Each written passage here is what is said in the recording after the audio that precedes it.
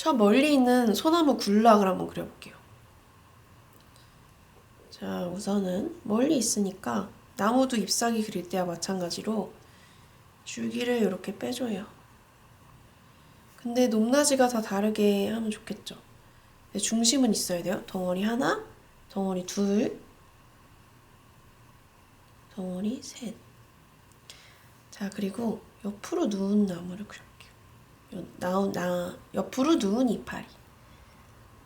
자, 두 번째, 세 번째, 네 번째. 군집에 따라서 얘도 달라지는 거예요. 이 나무의 덩어리를 만들어주는 거죠. 첫 번째 덩어리예요. 자, 이제 나는 이 가운데 덩어리 좀 컸으면 좋겠어 하면은 조금 더 키를 키워주시고 덩어리를 넓혀주시는 거예요. 자, 이렇게. 얘는 아주 멀리 있으니까 뒤에 가지들, 잔가지들까지는 상세히 안 보이겠죠. 결국에 멀리 있는 나무에서 보이는 거는 나무의 전체적인 실루엣과 덩어리예요. 자, 이렇게.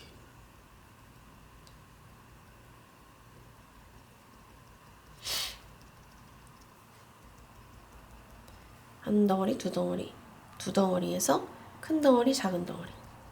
주제부일수록 덩어리가 부피가 크거나 묘사가 아주 잘 돼 있거나 한다고 저희 입시 때는 그렇게 많이 배웠는데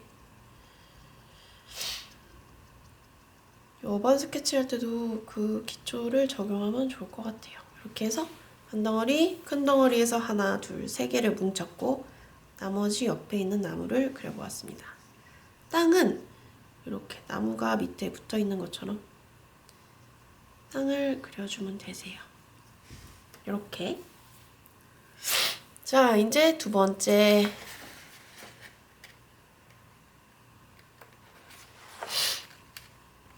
아까 배운 나무를 토대로 소나무를 한번 그려보려고 해요.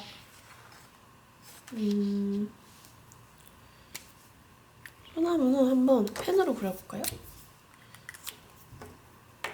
이거는 모노로 블랙 라이너.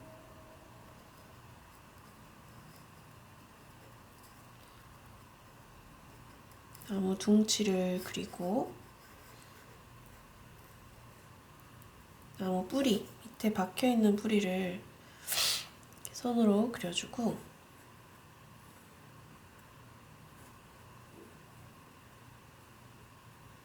소나무는 껍질이 되게 울퉁불퉁한 친구잖아요. 그렇기 때문에 우리도 이 소나무를 그릴 때 한 라인으로 쭉 뽑지 않아요. 그러면 재미가 없어요. 그러면 좀 자작나무 스타일로 그려지는 거예요. 근데 이건 변화가 좀 많죠. 그러니까 우리도 변화를 좀 주어서 그려볼게요. 자, 저는 소나무를 중간에 팔 내려오는 바지를 이쯤에서 꺾고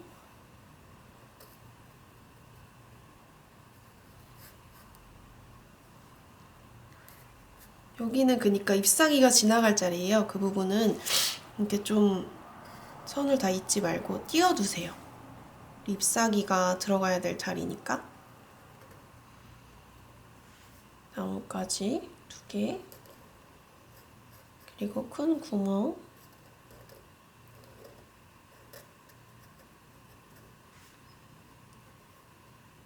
이제 이 정도 높이에서 끝내볼게요.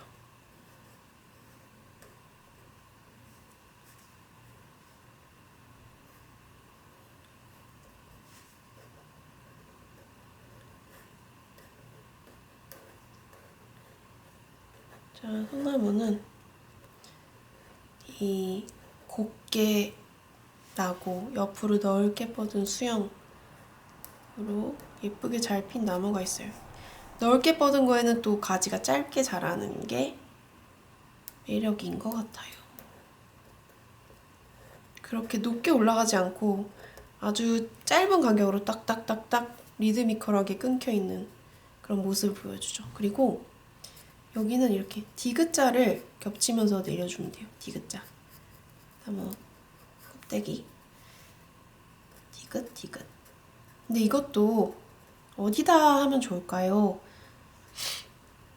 원기둥이라고 생각해 봤을 때 빛을 안 받는 어두운 부분에다가 해주고, 여기 탁탁 끊기는 부분은 우리도 좀 라인을, 펜을 좀 거기서 오래 머물러 줄게요. 그러면 잉크가 글로 싹 번지면서 좀 더 힘 있는 라인이 완성될 거예요. 소나무같이 힘 있는 친구를 얇은 펜으로 그리면은 좀 이렇게 작은 나무 같을 것 같아요. 그러니까 조그맣게 키우는 나무 있죠. 갑자기 이름이 생각이 안 나네. 자,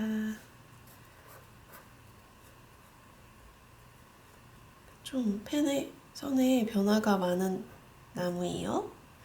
자, 이렇게 나무가 그려졌어요. 여기 뿌리니까, 뿌리고 어두운 부분 밑으로 갈수록 힘을 딱 받고 얘가 요 위에 무거운 애들을 받치고 있어야 되니까 좀 더 힘을 두껍고 짧고 강한 선들을 넣어줘 볼게요. 됐다. 그러면 펜으로도 한번 그려볼게요. 자, 우선 여기 아까 비워놓은 데 있죠? 응용이에요. 아까 붓펜으로 연습했는데 펜으로 시작했으니까 한번 펜으로 끝내볼까요? 별처럼 이렇게 정면은 소나무가 이렇게 보이잖아요. 별처럼. 옆모습은 반만 보이겠고, 어떤 거는 가지 앞으로 나와 있을 테고, 어떤 잎은 가지 뒤로 나와 있고 그럴 거예요.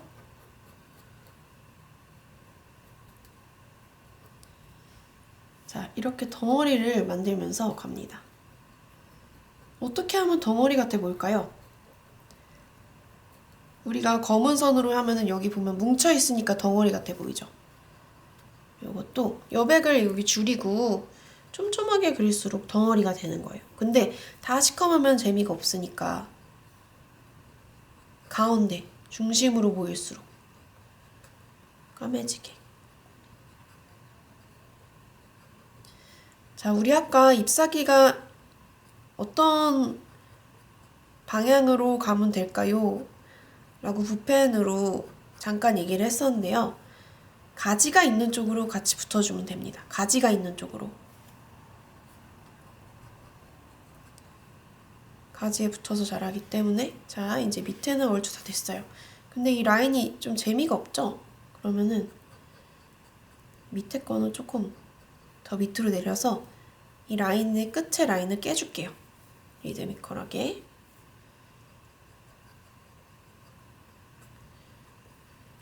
자, 뭉쳤으면 풀어줘야죠. 뭉쳤으면 풀어주고.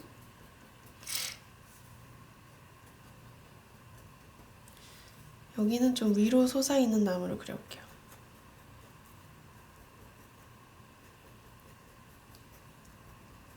별 모양.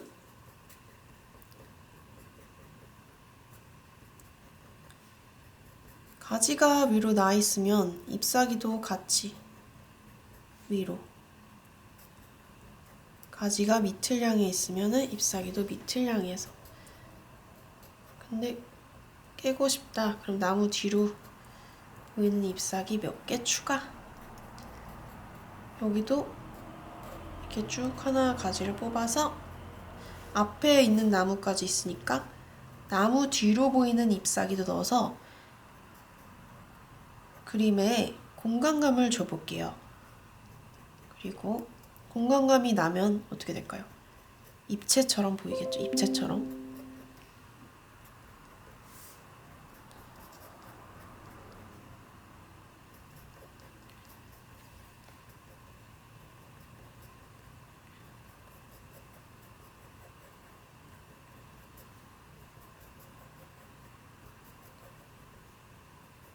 여기도 어디는 나뭇가지하고 떠서 흰 공간을 만들어주는 반면 어디는 나뭇가지 뒤로 이렇게 꽉 붙여서 흑백 대비를 만들어서 더 강조되게 해주세요. 중심으로 내가 힘을 받쳐주고 싶다. 그러면은 대비를 이용하면 돼요. 대비.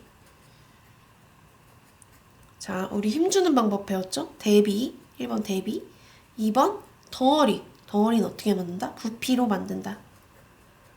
그리고 겹쳐서 만든다.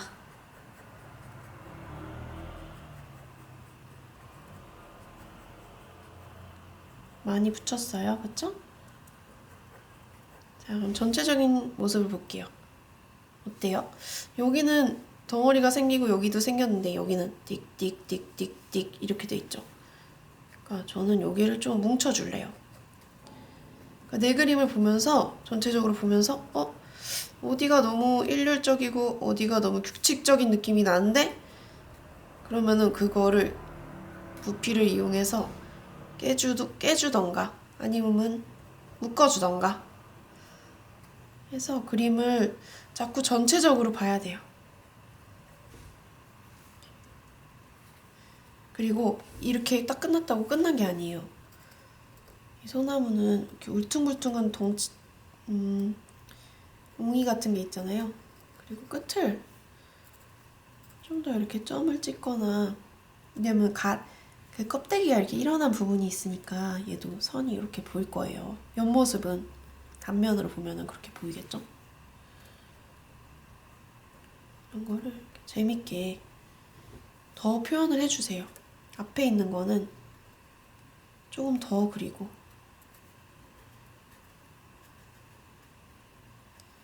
끝에 거는 좀 이렇게 까맣게 해주기도 하고.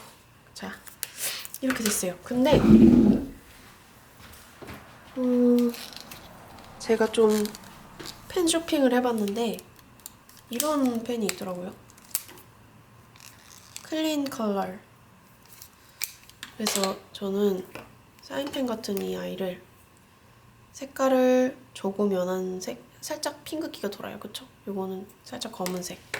세 종류를 사봤어요. 하나는 조금 더 연한 색.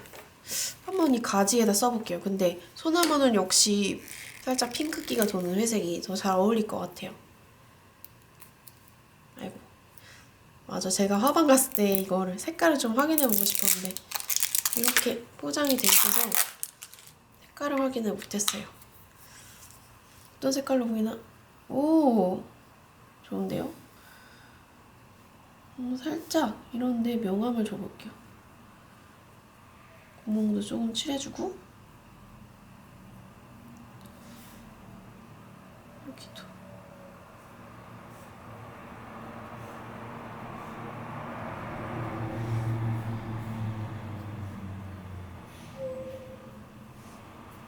나무 가지와 잎사귀는 좀 이렇게 떼어주기도 하고 이렇게